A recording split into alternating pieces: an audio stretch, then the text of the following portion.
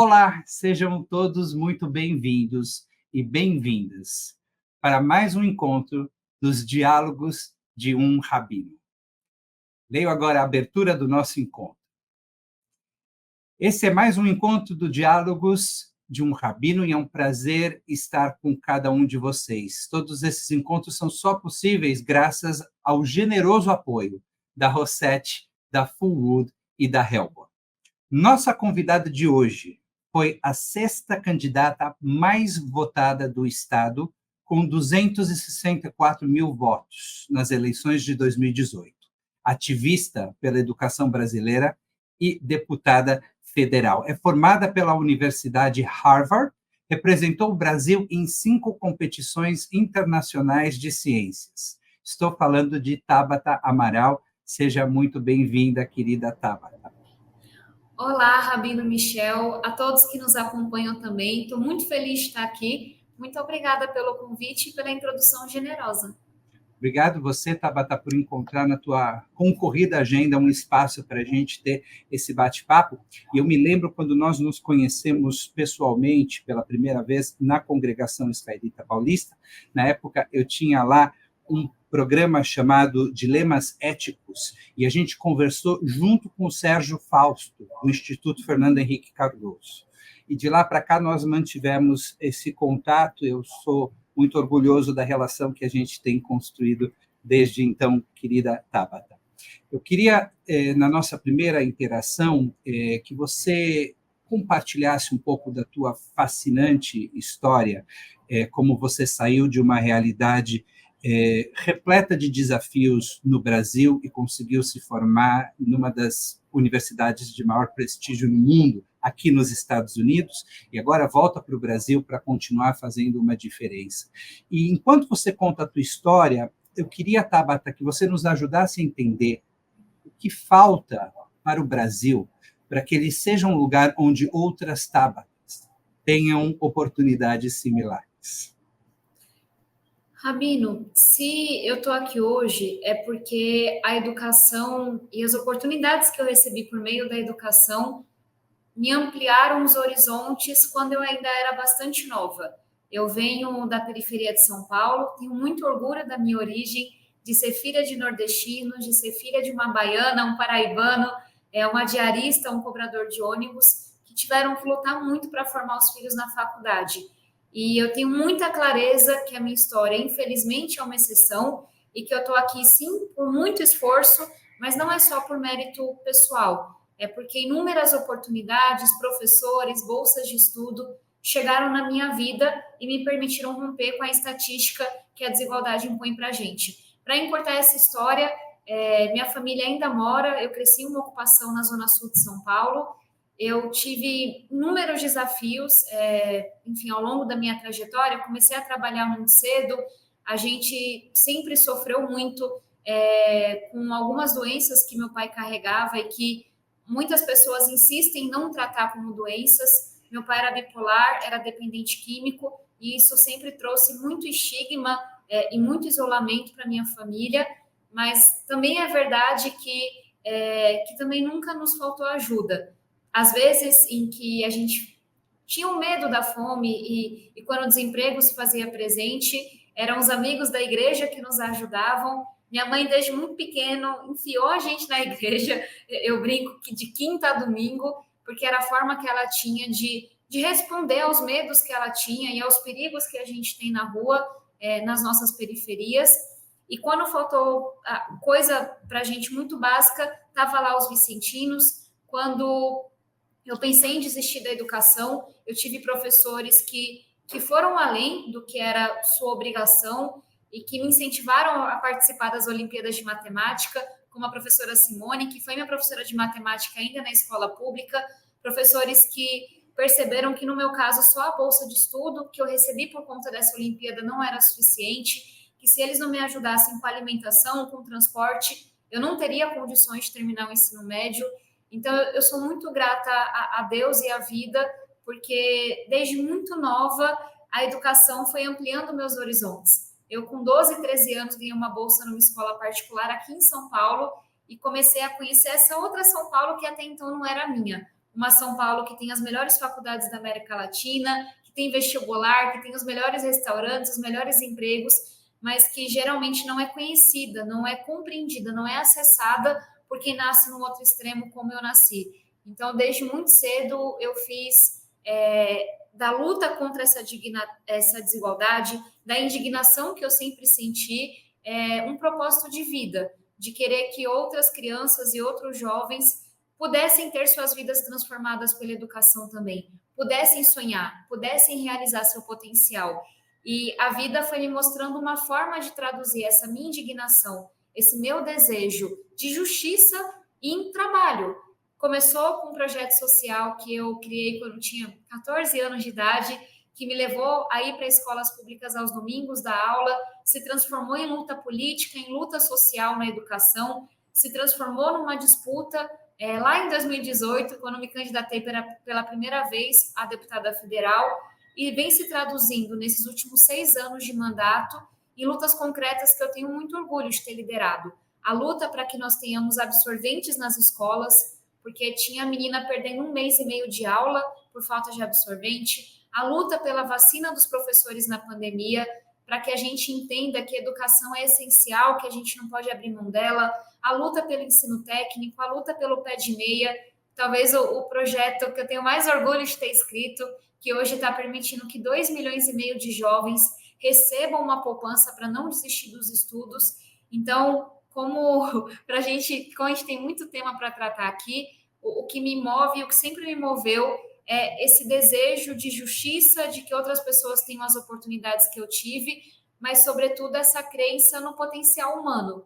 Nós temos inúmeros cientistas, políticos, engenheiros, médicos que hoje não estão terminando o ensino fundamental, que hoje não estão tendo a oportunidade de saber dos talentos que têm, do potencial que têm, e é isso que me move.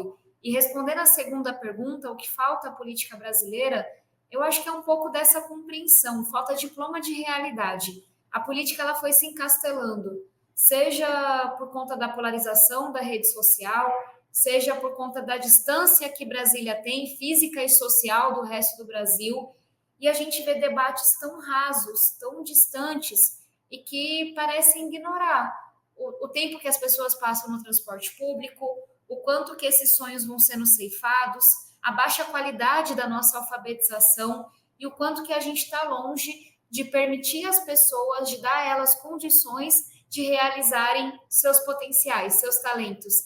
Então, me faz muita falta esse diploma de realidade, ter gente que conhece de fato o nosso povo, o nosso país na política. Me faz falta esse compromisso com a justiça, a gente não conseguir dormir bem e não conseguir achar que está tudo bem quando a gente se depara com uma criança usando K9, que é uma realidade muito cruel aqui de São Paulo. Mas, apesar disso, e por tudo que eu trouxe aqui, eu sigo uma pessoa muito esperançosa. Como diria Ariano Suassuna, uma realista esperançosa.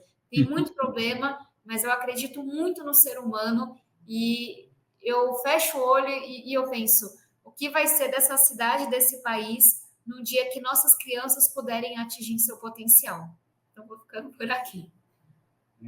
Você falou do transtorno bipolar que acometeu teu pai, e essa não só é uma realidade, como é uma realidade muito desafiadora. Um dos maiores especialistas em transtorno bipolar, não só no Brasil, como no mundo, é o nosso amigo comum, o Dr. Benny Laffer, que é meu primo e que está participando na tua pré-campanha, escrevendo a parte de saúde mental do teu programa.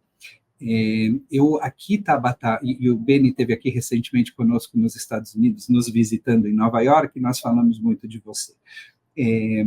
As minhas filhas estudam aqui em escolas públicas, e elas têm, dentro da escola pública, esportes, elas aprendem idiomas diferentes, elas tocam instrumentos musicais, e tudo isso um ensino de qualidade muito, muito alto, muito elevado, né? Então, essa foi a nossa maior surpresa quando a gente fez essa mudança para os Estados Unidos.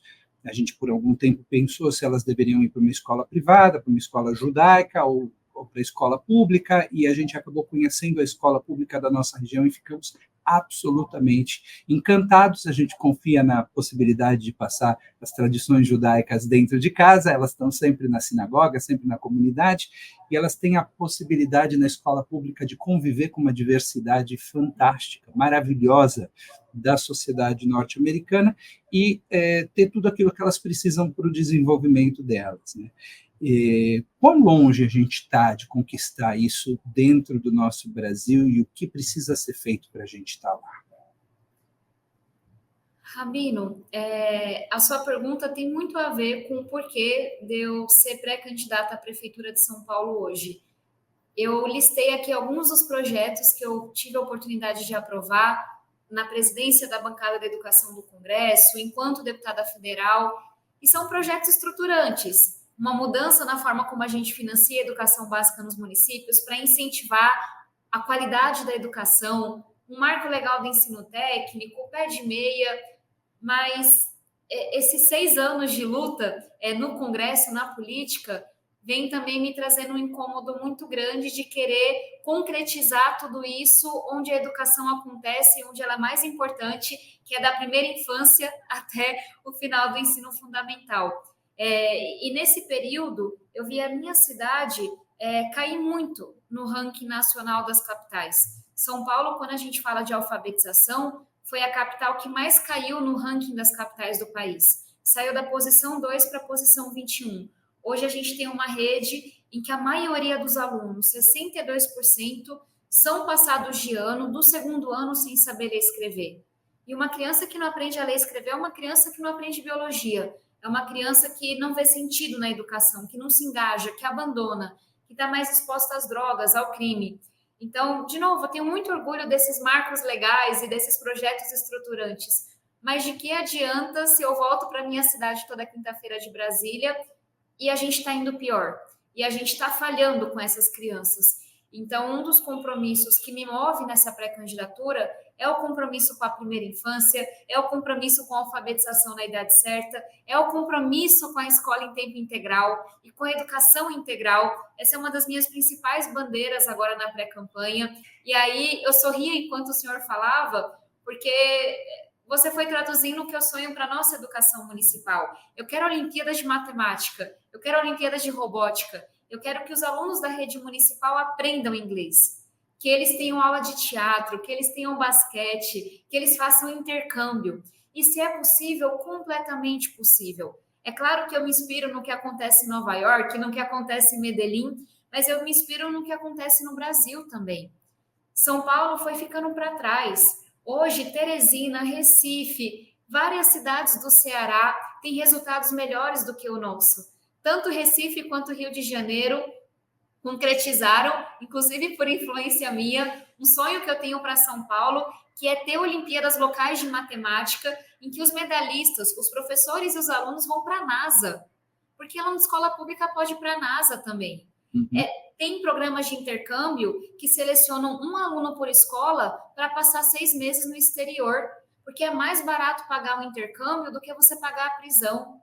E quando a gente fala que educação é investimento, tem um estudo que mostrou do Instituto Sonho Grande que quando você tem escola em tempo integral, cai pela metade a taxa de homicídio entre jovens. No Brasil, quando uma pessoa termina o ensino médio, aumenta em 3, 4 anos a expectativa de vida dela.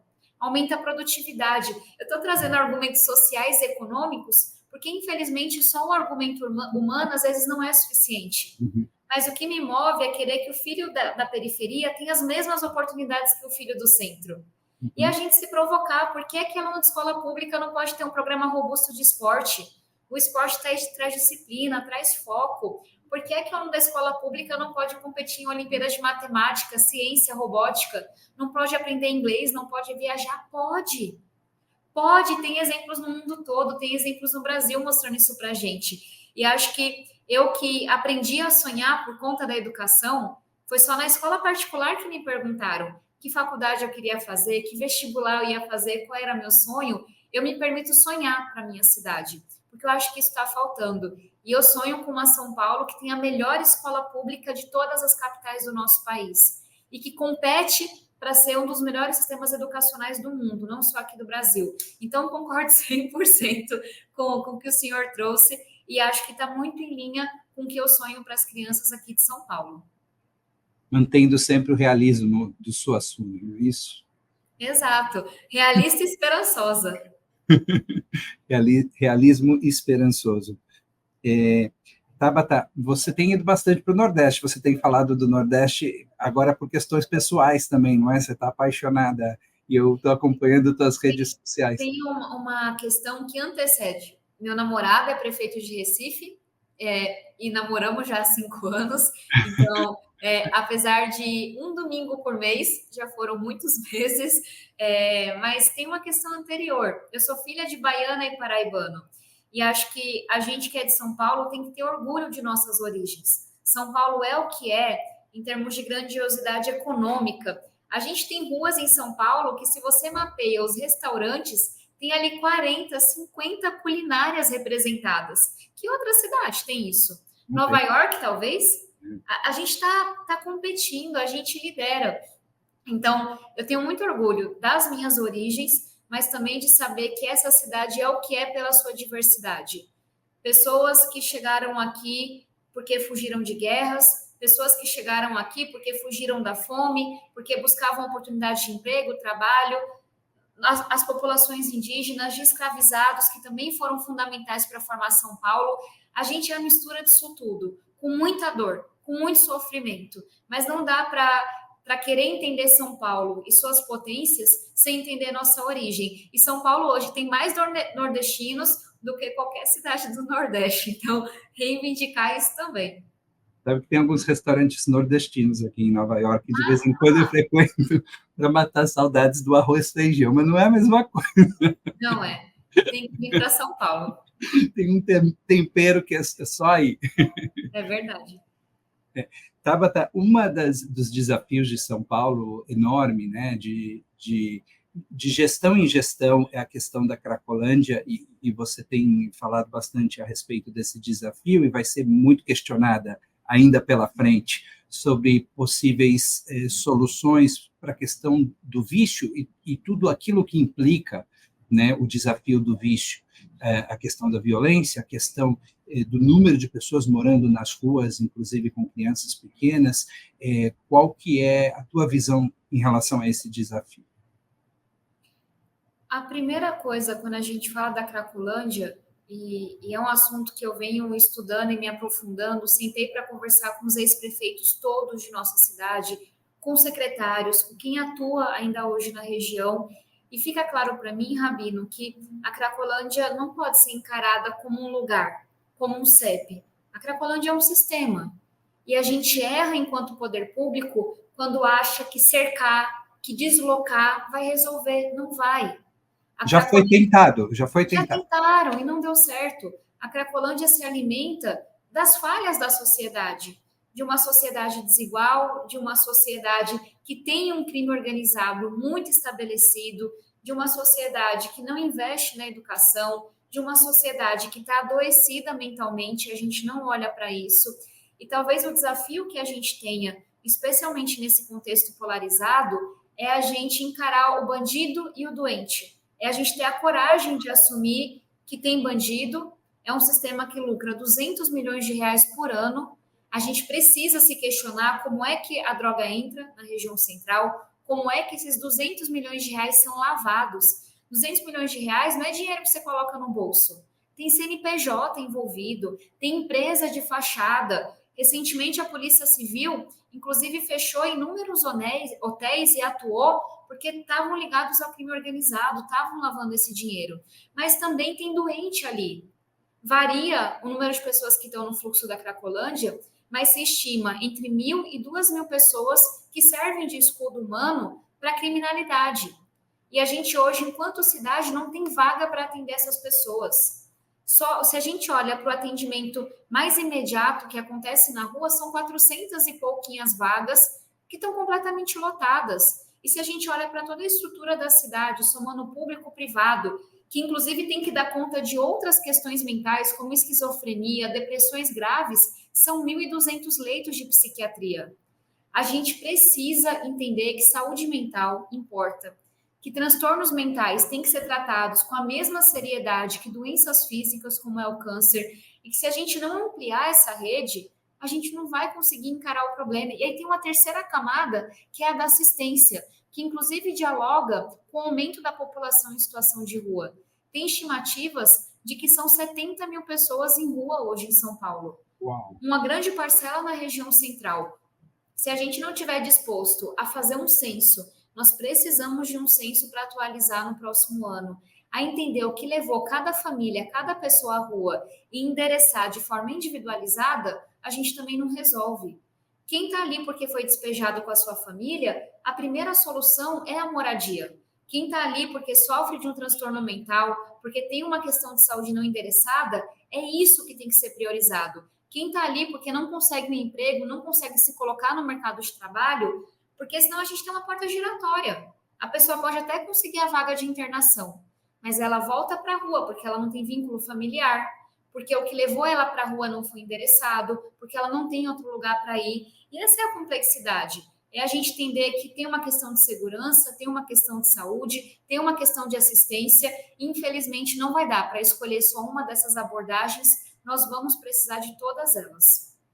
É um problema complexo com soluções que também serão complexas. Não vai existir uma solução única assim.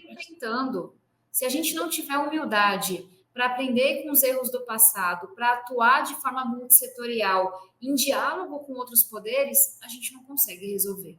E com a sociedade civil também, né? Porque o que existe de ONGs que tem feito trabalhos importantes com essa população de rua, que conhece essas pessoas nome por nome, que sabe, inclusive, as necessidades individuais. Eu já tive a oportunidade de me voluntariar com alguma dessas ONGs e ver o trabalho que eles fazem. É impressionante. Eles realmente conhecem morador de rua por nome e sabe as necessidades individuais de cada um deles. Então, provavelmente, o poder público perderia se não aproveitasse esse conhecimento que já está disponível aí pela sociedade civil. Concordo 100%. Fantástico. Agora, além desses desafios de educação e de saúde pública, o que você vê mais como desafio? Saneamento é ainda um desafio em São Paulo? Com certeza. A gente tem hoje 600 mil pessoas na cidade sem acesso a saneamento básico e, enfim, só para a gente ter uma noção do que isso significa na prática. Tem um estudo que mostra que para cada R$1 que a gente investe em saneamento básico, são R$4 que a gente economiza na saúde. E aí uma coisa que eu sempre trago saneamento básico não é um tema que atrai grandes paixões e que mobiliza, infelizmente, mas para bem e para mal é uma questão que sempre foi muito próxima a mim. Eu venho da periferia, como dizia, cresci uma ocupação, cresci com medo da chuva, demorou para a gente conseguir não perder, não sofrer com as chuvas, e se eu desço a minha rua 2 quadras, eu vejo gente morando em cima do córrego, relatos de uma menina que estudou comigo, que na última enchente, ela acordou com uma ratazana do lado do berço do filho dela. Então, desculpa até assim, a trazer isso de forma tão crua, mas é duro, né, você pensar que o centro financeiro do país, que é a cidade mais rica da América do Sul, convive com 600 mil pessoas que não têm acesso a esgoto. E eu trago isso porque, até para a gente lembrar, é justamente porque a gente é uma cidade tão rica que a gente tem condições de resolver essas questões. Se a gente se dispor a ouvir, se a gente se dispor a circular, a ouvir o que as pessoas estão trazendo para a gente. Tem uma experiência da região da Cidade do México que eu acho que ela fala muito da importância da prefeitura, da importância do poder público sair do gabinete. Eles colocaram técnicos da prefeitura para circularem com as mulheres à noite. Por quê? Porque a mulher do bairro, geralmente, ela é a liderança. Se você busca quem são as lideranças religiosas, sociais, muitas delas são mulheres. E a prefeitura começou a caminhar com essas mulheres porque as mulheres sabiam dizer onde é que elas tinham medo de sofrer um estupro, onde é que estava escuro, onde é que estava esburacado e o idoso não conseguia passar com sua bengala e a mulher que tem um filho cadeirante não conseguia circular, onde é que tinha um matagal que trazia insegurança, onde é que tinha escorpião, onde é que tinha ratazana. Então, como eu falava no começo, tem sim muito conhecimento e muito saber que vem da tecnologia, que vem dos livros, mas tem um saber que vem de quem é impactado pela política pública. E eu tenho muito anseio de que aqui em São Paulo também a gente tire um pouco os técnicos da prefeitura dos gabinetes e coloque eles para circularem na rua. E é o poder público entrando na casa da pessoa, trazer a estratégia de saúde da família e a educação e a assistência para atuarem conjuntamente. Um objetivo que eu tenho, Rabine, e a gente vai fazer isso, se Deus quiser, é a prefeitura entrar com a prancheta na casa da pessoa e começar a se perguntar, é a gente chegar, essa família que tem direito a esse benefício, está recebendo? Porque senão, a gente não tem que esperar que a pessoa tenha informação, consiga vencer a burocracia, é a gente que tem que inscrever ela. Essa família está com suas crianças matriculadas? Está com a sua saúde em dia? Tem aqui um banheiro mofado? Tem um projeto lindo que é a prefeitura entrar na casa das pessoas com a mão de obra da comunidade para reformar um banheiro, para reformar uma cozinha, para conectar uma casa à rede de esgoto. Então, um dia, se Deus quiser, estaremos nós dois caminhando pela periferia de São Paulo, vendo esse trabalho acontecer. Conte comigo, eu fico só preocupado, porque São Paulo é gigante. Dá para fazer isso numa cidade com o tamanho de São Paulo? Dá para fazer. São Paulo é gigante, mas quando a gente olha para essa pobreza multidimensional, ela é bastante concentrada. E talvez seja esse lugar que São Paulo ocupa. São Paulo, graças ao bom Deus e à luta dos nossos trabalhadores, de famílias como a minha, é uma cidade que tem uma classe média bastante grande. Então, se tem uma cidade que pode virar e dizer a gente vai eliminar a extrema pobreza, é a gente. E a gente tem que também tomar noção dos números. 600 mil pessoas sem acesso a saneamento básico pode parecer muito, mas uma cidade com 12 milhões de habitantes, que é a principal cliente da Sabesp, é resolvível. 50, 60 mil pessoas em situação de rua é bastante coisa. Mas se a gente olha para o nosso orçamento de 110 bilhões de reais, de uma cidade que é referência em inúmeras áreas, é resolvível. São Paulo hoje está lá amargando nas últimas posições do ranking de alfabetização. Mas São Paulo já liderou esse ranking alguns anos atrás.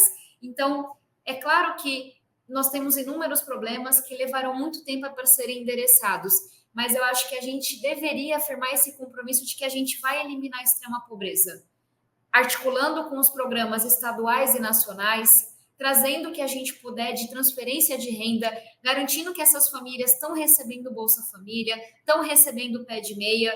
Programas de transferência já existem aos montes, o que falta é a gente garantir que esse direito é efetivado. Mas aí não é entrar só com a transferência de renda, é trazer a formação técnica, é trazer a empregabilidade, é permitir que as pessoas possam, de fato, retomar sua liberdade de ser e existir com segurança, com dignidade. Tabata, a governadora de Nova York, resgatou um projeto do governador Cuomo de uma taxa de congestionamento. A ideia é que na parte mais congestionada da cidade, naquela região em volta da Times Square, que fica realmente muito difícil de andar de carro e andar de ônibus, etc., as pessoas teriam que pagar um valor a mais para desencorajá-las a usarem os carros particulares, os táxis, os Ubers, e irem para o transporte público, numa cidade que existe muito transporte público, que ele é muito eficiente e acessível. De última hora, a governadora mudou de ideia e acabou não estabelecendo a taxa, embora os radares já estejam pelas cidades, e a gente passa e a gente vê os radares montados, mas a taxa, por enquanto, foi adiada, e uma das opiniões por aqui é de que isso teve um objetivo eleitoral. Ela ficou com medo do impacto que isso poderia ter nas eleições aqui do final do ano. Minha pergunta para você é qual é a solução para o nosso tráfego extremamente desafiador em São Paulo?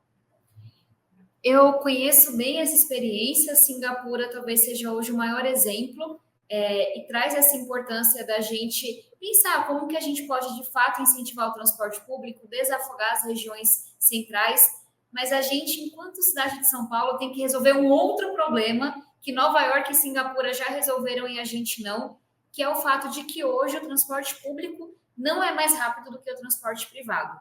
É claro que nós podemos e devemos pensar em outros incentivos, mas o incentivo mais importante que a gente pode ter é virar para o cidadão e dizer: se você for de transporte público, vai ser seguro e vai ser mais rápido. Quando a gente abre o Google Maps hoje aqui em São Paulo e a gente coloca o deslocamento, em grandes trechos, a gente vai ver que, tirando quando você pode fazer o trajeto inteiramente de trem e de metrô, vai ser mais rápido de carro. E aí, como é que resolve isso?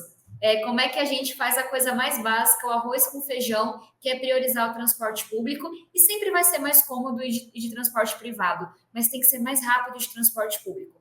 As mesmas pessoas que nunca entraram no ônibus aqui em São Paulo, quando vão para Paris, para Nova York, só andam de trem. Então, só para a gente entender do que eu estou falando.